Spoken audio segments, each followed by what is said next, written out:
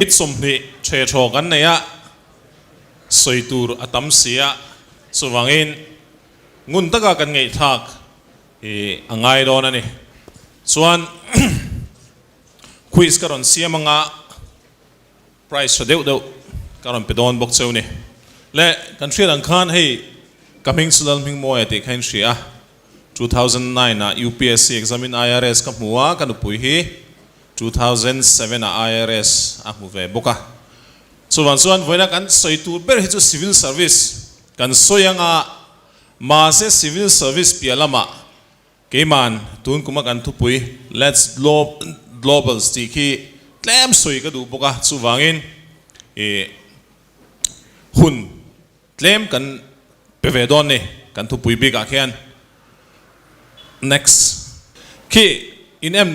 NM ki Sarkar hospital kan ti chuan kan treu lura tero school a po sarkar school hi chutlem chuan kan han du lo dewa sarkar basa te kan han chuang thadu lowa ma se topa chuan sarkar na chu hi tho hi kan han tum le thin chu ni a chuan hei kan chen sangai ni ti kha kan soi masaber du ne le tuna quiz ka siamang inti hanan akal tlai ho kan lep deuh theina turin quiz ka siamanga a price karon ken hi pathum mania ke mani dor veka tangin thirin khul suak theidone a pakhan na chuan Baskin and Robbins atangin cheng zangaman ice cream in ai theng a chang dekin a simple ania o dinga chantur dinga chang lo chu kan pom lawang mani shiat mani thiam na nge chantur le tugin sing wanglai ni newspaper a headline enge main headline ew a main headline ka du a main headline a thema new sang anon tia ma se a main headline bold in adumin anon da thin newspaper po kan sia ngai lo mi emo ni lo athu puyan news kha an news lai kha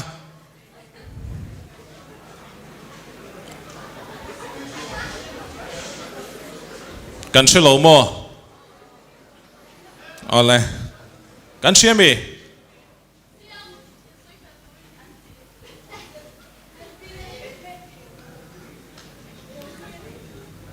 bo zuyani eng tizongin enge ala kimlo ZPM ole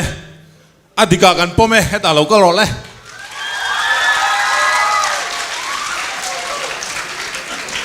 cheng zangaman vointla apo Baskin Robbins a e ho thea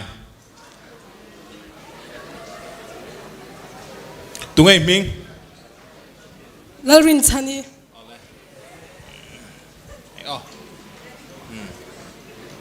Hey, panigala na inya.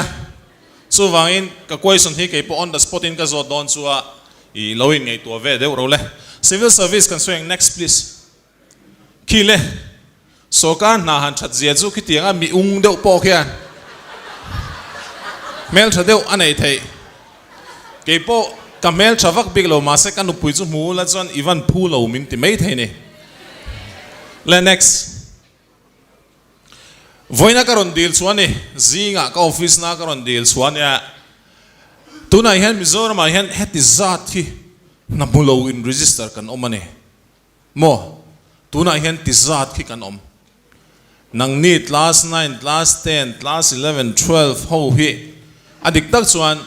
kan soi ho le kan han ti ya chuan kan khongai thin cheu ni so ka na lo lu tu khi amaro chu chuan lam tur ani chuang lo ti kha kan thriat angai ni ki enula bchin ringot po sang ria zani somsari omani emmetsin sang ni zanga somsari hei in register chau ni in register lo hi an tam lu tuk ti thriat tu chuwan chuan tuna chuan azir pei le enge tum sang ho chau in hlotling non ti kha kan soi du ni Next, please. Civil service, Mizoram civil service kan soi don lo, Mizoram Public Service Commission na alag zong zong ju ka soi ban lo. Tin voina karon in prepare hi tlemin nang money level ani wangin tlemin i ka kai toy deuh bawk ani. Civil service exam kan ti hen IRS ti akhian ISO ni lo ni. Indian Police Service te, Kaini Service, Indian Revenue Service te. Mo tam ta ko mani. So Forest Service te ki exam tur ki tam em ni. Tun lain kaushan le khotlang le wai meten enge kan veiber IS kan nei lo hi kan veiber ni IPS kan nei lo hi kan veiber ni ram le nam ta na him lo ne ti kan soi ni kan kalna pia kan soi ke ni de po min miron som ve a amaro chu tum tak na nei kan om thin lo hi apoya ne ti kha kan soi du a le me mi sing ve kang student ho ka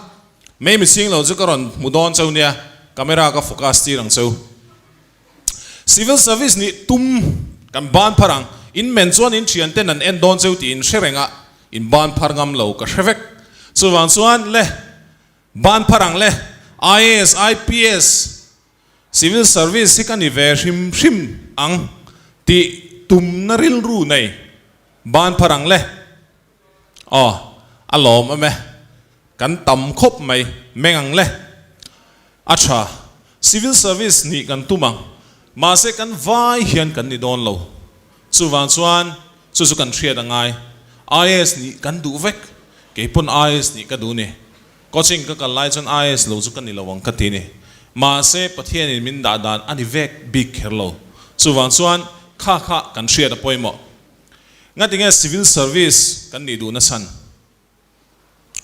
civil service swan ramle nam mania po nam natla kal kan omem no pangzinga nam natlang te khan enge kan soiber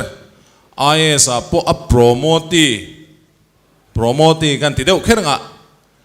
IS UPSC na alak po ni lo kha zoram pumin kan boy pui mai ni suwan swan civil service a hen kan lu angai em ani. Next please. Nam natlang. Next. Mizoram chu kan buai na pakhat ni hei kan buai na lian takani achalo ka tilo achavek ma se kan kalma ma empty hi ngei tu angai tuna hian media ho po omse ka soi ve thin tho LPS le zonet po kan thian tevek an ni tho ma se ka soi idol le icon te kan thangun lu tuka tin UPSC exam ron lo tling te lom kan tum le silova army tling te an lo hoin welcome kan tum le silova mo tin idol icon kan thanga an nuwa ngei sak an ni le silo te abuai tha ka ni chuwan chuan kan value system tha ngai idol ni tum kan omem civil service IS ni la Mizoram pum hian idolan puang ha lang che IS ni la IPS ni la kan idol ini ngal ti kha kan soidu ni tuna hian IPS page kan nei tle mem kan buai na ni don 1995 a piang man lo vek in niang tuna hian 1995 u David Lalrin sanga IPS atlinga zum nuwa chun IPS direct hi pakhat ma kan nei to lo ne hriat tu chuwan chuan IPS mi paho kha IPS ni tumro IS ni po ngai lo IPS ni tumula vairama phei chun IPS and IS main thilan ti theizo ka ne vairama lekha kan zirlai pon kan ti boy ber chu student ang pon IPS ani chuwan chuan mi paho voina local song kha chu IPS ni tum turin ka cha du cheu ni engwang nge Mizoram Mizo te hian abikin Mizoram te hian civil service kan ni hlei theilo ti hi ki point kan kal zung ang pakhat na jan Mizoram hinduam lu tu ka ne anuam te ro anuam ani doing kanom theya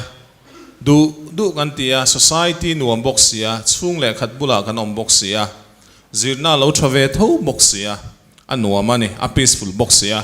apain na jon ko ran thil ti le khutlang til te kan nga ma em ti te po hi ngay tua ahun viau ni KTP member war in la ni lawanga KTP a tapo nakina so in la tel duang wai me tapo tel tur I amaro su tel dan sin tok kan ne ngai ni mo wai me ka tel reng a active member kan in nge civil service kan in nakina khotlang le ramtan hen ka tangkai zo khang ti khangai to ula tin wai me member te pon tuna chuan wai me shwai tu te pon an kep thei chu an kep thei chu than lai na in kal lo ni pon an kep thei chu mi thi bu fai in khon lo ni pon an kep thei chu chu van chuan in ril ruin kha kha in hriat reng angai ni lo back le lok khongai hey kan value system I enge thil tak tak ngai san na thil tak tak ngai san na hi ngai san du na ril ru hi kan hriat angai chu wangin kan value system hi nangni voina local dai chu in van nei hetenga program that tak mai enge mi sang sangin an thiam le an experience and share thei chu in van nei em keini hun line tiang hi om velo ti hre tu chu wang chuan voina po hian kan lom hle turani ti kha kan in cha le du ni trong thiam angai trong hi zir na sarau tin I vai trong keini hun lai pon vai trong kha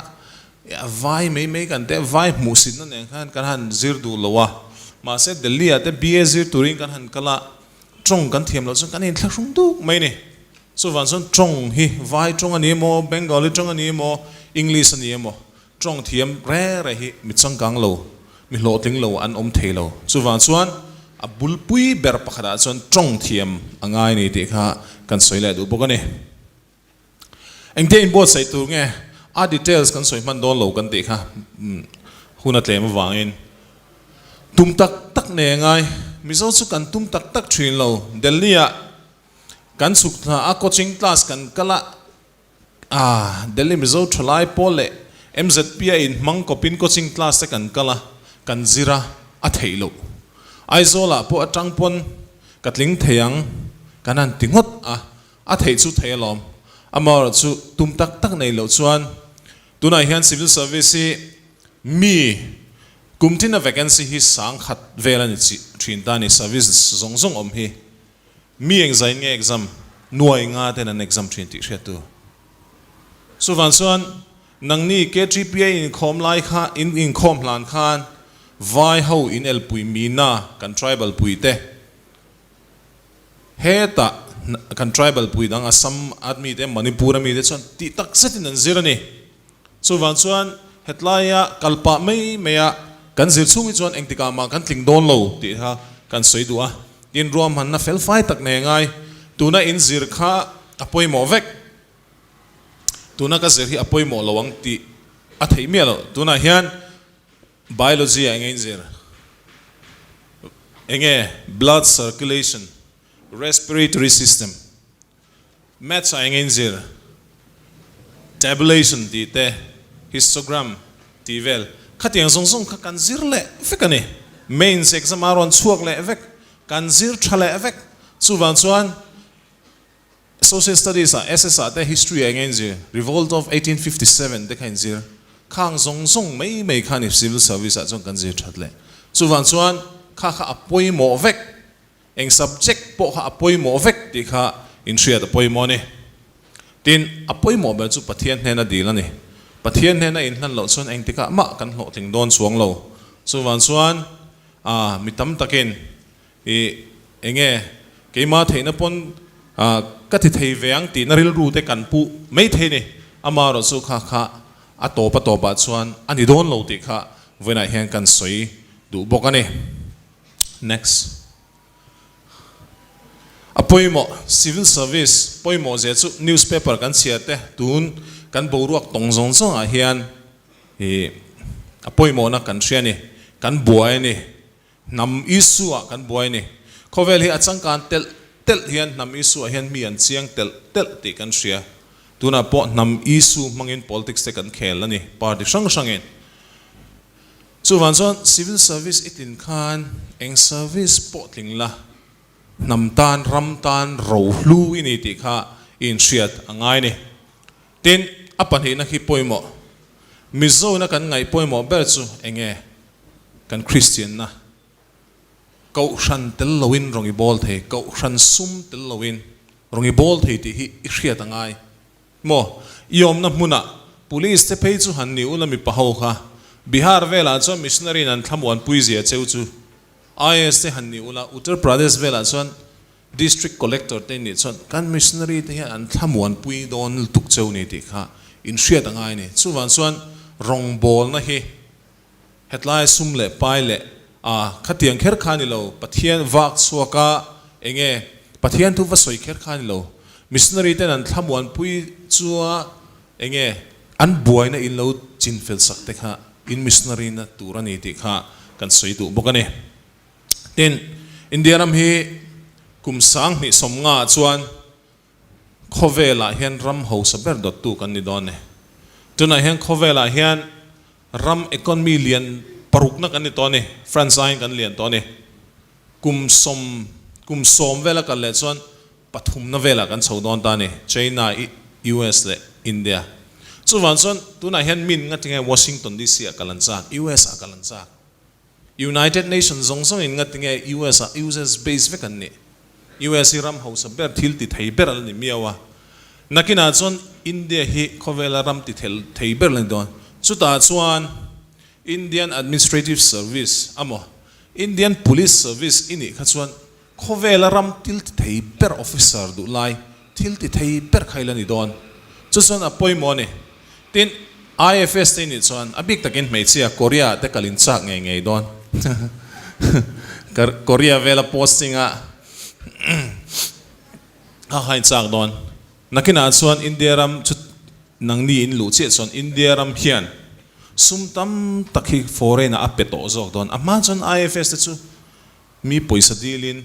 mo ram dang poisa dilin an wa kwala kan IFS officer te tuna chuan India hian poisa pe chuak than to ne asem to ne zokana poisa tam to a chu wangin nakina chuan in hlut nei ala nangni in ron lu ve mel chuan in hlut nei asang tel del don chu wangin voina hian India sarkar officer ni ve nge tu ni tum nge tu rane tin hei kan chak zong ramdanga kalna chan si tamani mo ke ni junior level mei te po enge kan kalani chuwan chuan India ram palai pakhat India ram officer pakhat administration khoyamo police mo revenue mo foreign service ni chuan ram shanga hian voi i service sungin voi som ni chu ikal don ngai chu wangin hetlaya Mizoram lo tom ku ka khovel ka chen ani ti vel kha chu awak vak lo ni chu wangin mundanga om tom tur next ki chu kan soi ri lawang tlem te chu soi ka tuma quiz kan ti le lo kwang chungil de wang hei chu Baskin Robinson i tolo hei chu House of Candy House of Candy milnia ma son ke mani ta thau ne kan advertise khala ne milnia ma kan son to a cheng zanga man in la le thayang cheng zanga man chu lollipop pop pali vel man ani lollipop lian so wangin le question newspaper ka duain in chia tam lo riau me Mizoram election kan nei dona assembly constituency somli kan nei ni mo somli kan nei tin shevek tro somthum pakwa hi tribal tana reserve ani pakhat che hi general vai le general ho hian an contest ve thei khoi lai nge pol som zir lai ni chuan thria ta hun to khop mai som pakhat som pani election seat somli kan neya seat somthum pakwa Mizo big dan tribal big dan in candidate theya seat khat che hi general category hoin Prime Minister po hian Narendra Modi hian Mizoram Assembly akaron ding ve du ti ta sela seat somthum pakwa ai sona ding thei lo hrim seat khat che hian a ding thei le han rich hrim teu achungau kan rich teu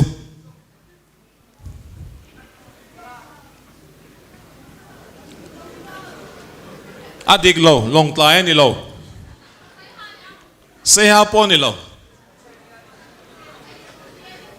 Aizawl enge Aizawl chu dik ma se Aizawl a tam taka om Aizawl South chu ni lo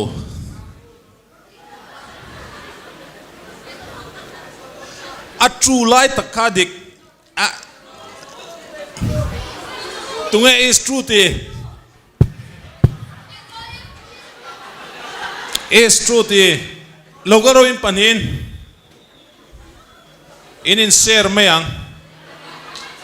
in soi logaro le khale in ming soi ngai ma se Valal pachuala. Class 7. Coming to VMS and year class 7 tho. Hi in kenga in hopa in milia mai lutanga House of Candia son cheng zangaman in lang hey in penga oh ma say in ho du na ngai ni kha in shingai lo in ni pon in ko mangai vein tlai chu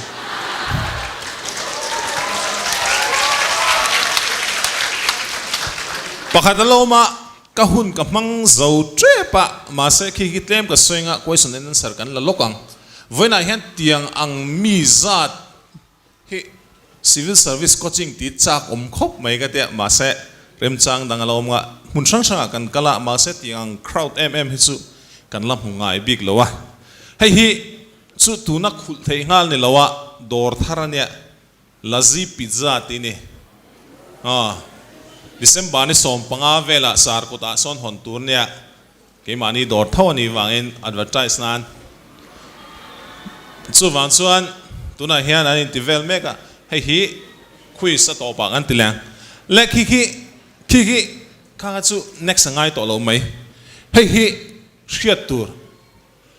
ama chuan India sarkar officer ni kan tumane ma se tuna chuan kan ni vek don lo pathian in min da dan pon ni vek big lo tin kan tui zongai nang lo IRS poi min pese ka du chuang lawang ti tam takin om ve thau ni mo IFS poi min pese IPS poi ka chak lo ti kan omane chu wan chuan voina kan thim le kan thupui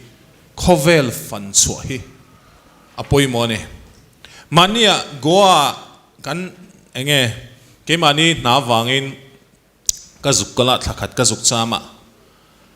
goa khwan Mizo mi sang chuang Mizo kan lo omane na thokin a ro puene an welfare nena po minister te po hian tlo ve tlo a zuk fui hian ngai ka ti ne restaurant pathum palia kan chola pahnia chon Mizo an lo thokane Mizo pani pathum Delhi a po in kalang mun sang sang kalang Mizo hi kan tam to chu wa chuan nang ni ho hi nakina chuan in lavak tardon Singapore han kal ro Mizo society mumal takin lo om Mizo income mumal takin om Bangkok a kal ro Dubai a kal ro US a kal ro Mizo om lo na kanom to lo chu wan chuan Mizo hi pathia namro pui taka milna siam don chu in ril ruwa hian tu nget tlat ro tuna hian enge China te hian tuna hian Burma hi aron develop na sani tuna pohen China hian Qingming atangin daga chidagong thlengin bulletproof train tlantir nga atumane sumi tlanti don jon Mizoram hi ron tantang nge don China na develop chon tunga develop don ki mani hi kan develop don ne mo nakina chon hey look is the act is the kan te achor tu berhi Manipur na hian kanin compete ne Manipur chu an vane na chu plain area nya thilti all samane ma se van duaina nel helan tama nam chi sang sang an tama mo thil boina tok na sani ma se ke ni chu kan ram a cheng chenanga hel kan om lowa thilti no mane chu wan chuan Aizawl market a inkal ngaim khoi ram atanga ron kal nge kan goods te hi in mungayam hey customer te kan thoka ke ni tuna hian Aizawl market da bazara sumdong ho hi Kolkata kaltangin an kal ngai to lo ni zo khothara fekaron suk to ne nakina chun nang ni ho hi import export license in la du don mo import export license in dunga China in kalang Korea in kalang Bangkok in kalang chu in ngai to in vision dream in lo nei vengai ni nakina chuan ka soi thin kan unaw Burma ho kan ti thin ma se tuna zo na thak kan unaw ang se kan ento Israel ten kati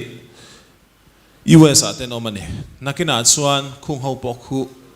thu nei takin la om ve don Israel kati US te po chuan chu van chuan kan dai na ram piang hi Mizo hi thu kan oi kan ti thazel pathian hen mal min som chu wangin chomalaman soi treu tong air hostess ni dante engineer ni dante khovel ra nge kaldan songsong chu van chuan kha in ril ruwa in tu ngea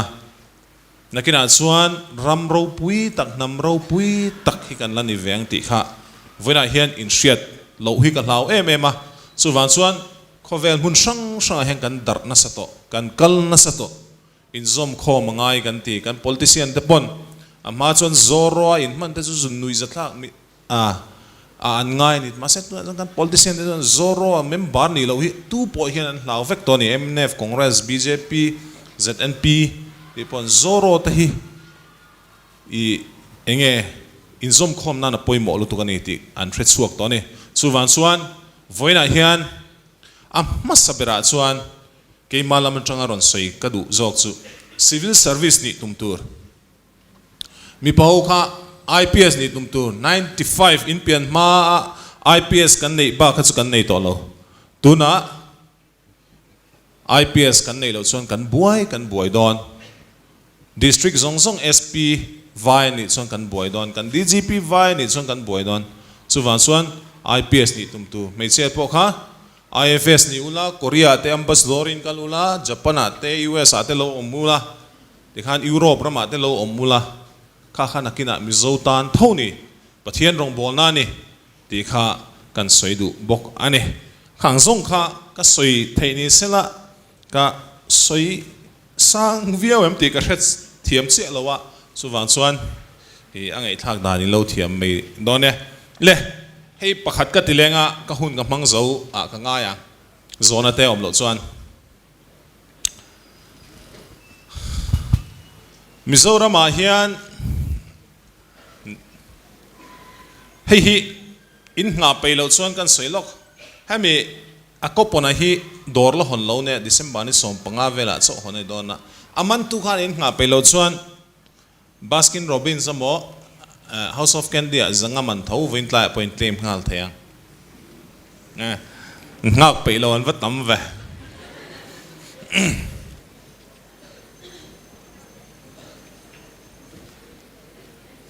Mizoram 2011 census adik che ka phut lo population engzang ele dingin noi som pakhat local ro ba